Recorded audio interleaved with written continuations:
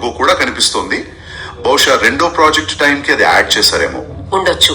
ఇక సౌకర్యాల విషయానికి వస్తే నేచర్స్ వాక్ బ్రోషర్ లో చాలా క్లియర్ గా లిస్ట్ చేశారు. ఏమేమున్నాయి?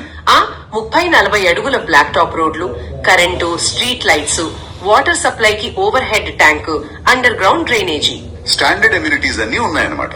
అవును.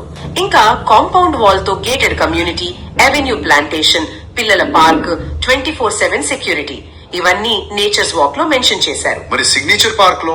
అక్కడ కూడా ఇవే ఉంటాయి. కానీ ఒక ముఖ్యమైన తేడా ఏంటంటే సిగ్నేచర్ పార్క్ లో రోడ్ల వెడల్పు 30-40 అడుగులతో పాటు 60 అడుగుల రోడ్డు కూడా ఉంది. 60 అడుగుల? అది చాలా విశాలమైంది కదా. నేచర్స్ వాక్ లో 40 వరకే ఉంది. అవును, 60 అడుగుల రోడ్డు ఉండటం అనేది సిగ్నేచర్ పార్క్ లో ఒక ప్లస్ పాయింట్ అవ్వచ్చు. భవిష్యత్తులో డెవలప్మెంట్ కి లేఅవుట్ లుక్ కూడా అది ఉపయోగపడుతుంది. కరెక్టే. కొన్నిసార్లు మెయిన్ రోడ్లు వెడల్పుగా ఉంటే దాని విలువే వేరుగా ఉంటుంది. మరి ప్లాట్ల ఫేసింగ్ లాంటివి? 2 లేఅవుట్లలోనూ తూర్పు పడమర ఫేసింగ్ ప్లాట్లున్నట్టు లెజెండ్ లో ఉంది. అలాగే